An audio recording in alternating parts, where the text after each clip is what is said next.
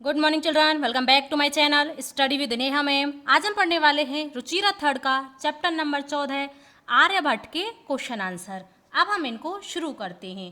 Question number 1, एक पदेन उत्तरत, हमको एक शब्द में उत्तर देना है। सूर्य है कस्याम दिशायाम उदेति, सूर्य किस दिशा में उदय होता है? पूर्व दिशायाम अर्थात पूर्व दिशा में। आर्यभट्टस्य वेदशाला कुत्र आसीत्, आर्यभट्ट की वेदशाला कहाँ थी? पाटलिपुत्रम निक्सा अर्थात पटना के समीप। महान गणितज्ञ ज्योतिर्विचः कः अस्ति, महान गणितज्ञ और ज्योतिष कौन है? आर्यभट्ट। आर्यभट्टेन कः ग्रंथः रचितः, आर्यभट्ट के द्वारा कौन सा ग्रंथ लिखा गया? आर्यभट्टीयम।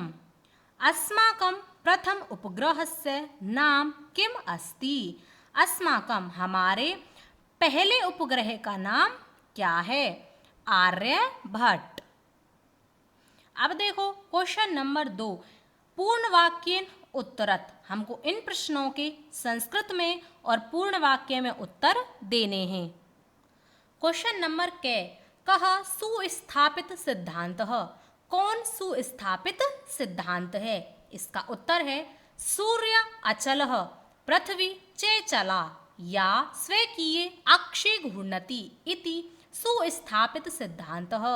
सूर्य अचल है, पृथ्वी चलायमान है, पृथ्वी अपने अक्ष पर घूमती है, यह सुस्थापित सिद्धांत है। क्वेश्चन नंबर 6, चंद्र ग्रहणम कथम भवति, चंद्र ग्रहण कब होता है? इसका उत्तर है यदा पृथिव्याः छायापातेन चंद्रस्य प्रकाशः अवरुध्यते तदा चंद्र ग्रहणम भवति, जब पृथ्वी की छाया पड़ने से चंद्रमा का प्रकाश रुक जाता है तब चंद्र ग्रहण होता है। क्वेश्चन नंबर सूर्य ग्रहणम कथम दृश्यते, सूर्य ग्रहण कब दिखाई देता है? इसका उत्तर है पृथ्वी सूर्ययो मध्ये समागतस्य चंद्रस्य छायापातेन सूर्य ग्रहणम दृश्यते, पृथ्वी और सूर्य के बीच में जब चंद्रमा आ जाता है तब सूर्य ग्रहण दिखाई देता है। क्वेश्चन नंबर आर्यभट्टस्य विरोधः किमर्थम अभवत्, आर्यभट्ट का विरोध किस प्रकार से हुआ? इसका उत्तर है समाजे नूतनानां विचाराणां स्वीकरणे प्राय सामान्य जनाः काठिन्यम अनुभवन्ति, समाज में नए विचारों को स्वीकार करने में सामान्य लोग कठिनता का अनुभव करते हैं। अतः भारतीय ज्योतिष शास्त्रे तथैव आर्यभट्टस्य अपि विरोधः अभवत्, अतः इसीलिए भारतीय ज्योतिष शास्त्र में भी तथैव उसी प्रकार से आर्यभट्ट का भी विरोध हुआ।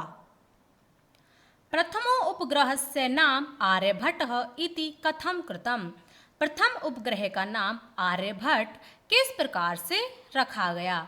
इसका उत्तर है आधुनिकै वैज्ञानिकै तस्मिन् तस्य च सिद्धान्ते समादर प्रकटितः, आधुनिक वैज्ञानिकों ने उनमें और उनके सिद्धांतों में आदर प्रकट किया। अस्मात् कारणात्, इसी कारण से अस्माकं प्रथमो उपग्रहस्य नाम आर्यभट्टः इति कृतम्, इसीलिए हमारे प्रथम उपग्रह का नाम आर्यभट्ट रखा गया। क्वेश्चन नंबर 3, यहाँ पर हमको प्रश्न निर्माण करने हैं। क्वेश्चन नंबर सूर्य पश्चिमायां दिशायां अस्तम गच्छति, सूर्य पश्चिम दिशा में अस्त होता है। पश्चिमायाम के स्थान पर आ जाएगा कस्याम, कस्याम का अर्थ होता है किस, और इसका प्रश्न बनेगा सूर्य है कस्याम दिशायां अस्तम गच्छति, सूर्य किस दिशा में अस्त होता है, और अंत में आपको प्रश्नवाचक चिन्ह अवश्य लगाना है। पृथ्वी स्थिरा वर्तते इति परंपरायाः प्रचलितः रूढ़िः, पृथ्वी स्थिर है यह परंपरा से प्रचलित अंधविश्वास है। परंपराया के स्थान पर आ जाएगा कया, कया का अर्थ होता है किससे, और इसका प्रश्न बनेगा पृथ्वी स्थिरा वर्तते, पृथ्वी स्थिर है, इति कया प्रचलितः रूढ़ी, यह किससे प्रचलित अंधविश्वास है? और आपको प्रश्नवाचक चिन्ह लगाना है। आर्यभट्टस्य योगदानम गणित ज्योतिषः संबंधम वर्तते। आर्यभट्ट का योगदान गणित ज्योतिष शास्त्र संबंधित है। गणित ज्योतिष के स्थान पर आ जाएगा केन। केन का अर्थ होता है किससे, और इसका प्रश्न बनेगा आर्यभट्टस्य योगदानम केन संबंधम वर्तते। आर्यभट्ट का योगदान किससे संबंधित है? समाजे नूतन विचाराणां स्वीकरणे प्राय सामान्य जनाः काठिन्यम अनुभवन्ति। समाज में नए विचारों को स्वीकार करने में सामान्य लोग कठिनता का अनुभव करते हैं। सामान्य जनाः के स्थान पर आ जाएगा के का अर्थ होता है कौन, और इसका प्रश्न बनेगा समाजे नूतन विचाराणां स्वीकरणे प्राय के काठिन्यम अनुभवन्ति। समाज में नए विचारों को स्वीकार करने में कौन कठिनता का अनुभव करते हैं? पृथ्वी सूर्ययो मध्ये चंद्रस्य छायापातेन सूर्यग्रहणं भवति। पृथ्वी और सूर्य के बीच में चंद्रमा की छाया पड़ने से सूर्य ग्रहण होता है। पृथ्वी सूर्यों के स्थान पर आ जाएगा कयो। कयो का अर्थ होता है किन के, और इसका प्रश्न बनेगा कयो मध्ये चंद्रस्य छायापातेन सूर्य ग्रहणं भवति। किन के बीच में चंद्रमा की छाया पड़ने से सूर्य ग्रहण होता है? क्वेश्चन नंबर 4, मंजूषातः पदानि चित्वा रिक्त स्थानानि पूरयत। हमको मंजूषा में से शब्द लेकर के रिक्त स्थानों की पूर्ति करनी है। सूर्य है पूर्व दिशायाम उदेति, पश्चिम दिशायाम च अस्तम गच्छति। सूर्य पूर्व दिशा में उदय होता है और पश्चिम दिशा में अस्त होता है, तो यहाँ पर आ जाएगा अस्तम। सूर्य अचल पृथ्वी च है चलाहा। सूर्य अचल है, पृथ्वी चलायमान है, यहाँ पर आ जाएगा चलाहा। पृथ्वी स्वकीय अक्षे घूर्णति। पृथ्वी अपने अक्ष पर घूमती है, इस यहाँ पर आ जाएगा पृथ्वी। यदा पृथिव्या छायापातेन चंद्रस्य प्रकाशः अवरुद्धते तदा चंद्रग्रहणं भवति। जब पृथ्वी की छाया पड़ने से चंद्रमा का प्रकाश रुक जाता है तब चंद्रग्रहण होता है, यहाँ पर आ जाएगा तदा। नौकायाम उपविष्टः मानवः नौकां स्थिरम अनुभवति। नाव में बैठा मानव नाव को स्थिर अनुभव करता है, तो यहाँ पर आ जाएगा नौकाम।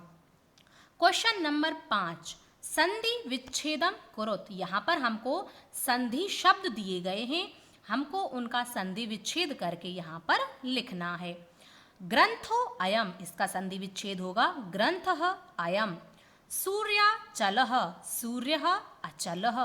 तथैव, तथा प्लस एव। काल अतिगामिनी, काल प्लस अतिगामिनी। प्रथमो उपग्रहस्य, प्रथम प्लस उपग्रहस्य। क्वेश्चन नंबर 6, अधोलिखित पदानाम विपरीतार्थक पदानि लिखत। यहाँ पर हमको इन शब्दों के विपरीत शब्द लिखने हैं। उदय, उदय का अर्थ होता है उदय होना। अस्तः, अस्त का अर्थ होता है छिपना। अचलः, जो स्थिर हो। चलः, जो चलायमान हो। अंधकारः, अंधेरा। प्रकाशः, उजाला। स्थिरः, अस्थिरः। समादर यानी कि आदर सम्मान। निरादर यानी कि अपमान। आकाशस्य, आकाश। पृथिव्यः, पृथ्वी। अब देखो क्वेश्चन नंबर 6 का दूसरा क्वेश्चन, अधोलिखित पदानाम समानार्थक पदानि पाठाद चित्वा लिखत। हमको इन शब्दों के समानार्थक शब्द पाठ में से चुन करके यहाँ पर लिखने हैं। समानार्थक शब्द वे होते हैं जिनका अर्थ समान होता है, जैसे संसारे और लोके दोनों का अर्थ होता है संसार में। इदानीम और सांप्रतम दोनों का अर्थ होता है इस समय। वसुंधरा और पृथ्वी दोनों का ही अर्थ होता है पृथ्वी। समीपम और निकषा दोनों का अर्थ होता है पास में। गणनम, आकलनम दोनों का ही अर्थ होता है गणना करना। राक्षसौ, दानवौ दोनों का अर्थ होता है दानव। अब देखो क्वेश्चन नंबर 7, यह आपका लास्ट क्वेश्चन है। अधोलिखितानि पदानि आधृत्य वाक्यानि रचयत। यहाँ पर हमको कुछ शब्द दिए गए हैं, इन शब्दों के अनुसार हमको यहाँ पर वाक्यों की रचना करनी है। सांप्रतम, सांप्रतम का अर्थ होता है इस समय। सांप्रतम बालकः क्रीडन्ति, इस समय बालक खेल रहे हैं। निक्सा, निक्सा का अर्थ होता है पास में। विद्यालयम निक्सा उपवनम अस्ति, विद्यालय के समीप बगीचा है। परितः, चारों ओर। विद्यालय परितः वृक्षा सन्ति, विद्यालय के चारों ओर वृक्ष हैं। उपविष्टः, उपविष्ट यानी कि बैठे हुए। कक्षायाम उपविष्टः छात्रः पठति, कक्षा में बैठे हुए छात्र पढ़ते हैं।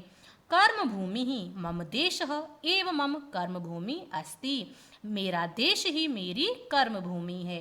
वैज्ञानिकः आर्यभट्टः भारतस्य प्रसिद्ध वैज्ञानिक आसीत्, आर्यभट्ट भारत के प्रसिद्ध वैज्ञानिक थे। यह थे आपके चैप्टर 14 के क्वेश्चन आंसर। मैंने आपको बहुत ही सरल तरीके से करा दिए हैं। एक बार दो बार इनका रिवीजन कर लेना। किसी भी चीज़ को पढ़ने की कोई शॉर्ट ट्रिक नहीं होती है, इसकी सिर्फ एक ही ट्रिक है याद करने की, वो है रिवीजन। आप बार बार रिवीजन करें, कठिन चैप्टर का भी करें, सरल का भी करें। कठिन चैप्टर समझ के किसी को छोड़ें ना, बार बार रिवीजन करें, आपको बहुत ही अच्छे से चैप्टर समझ आ जाएगा। वीडियो अच्छी लगी हो, पढ़ाने का तरीका पसंद आया हो तो वीडियो को लाइक करें, शेयर करें और चैनल को सब्सक्राइब अवश्य कर लें। अब हम मिलेंगे नेक्स्ट वीडियो में, तब तक के लिए धन्यवाद।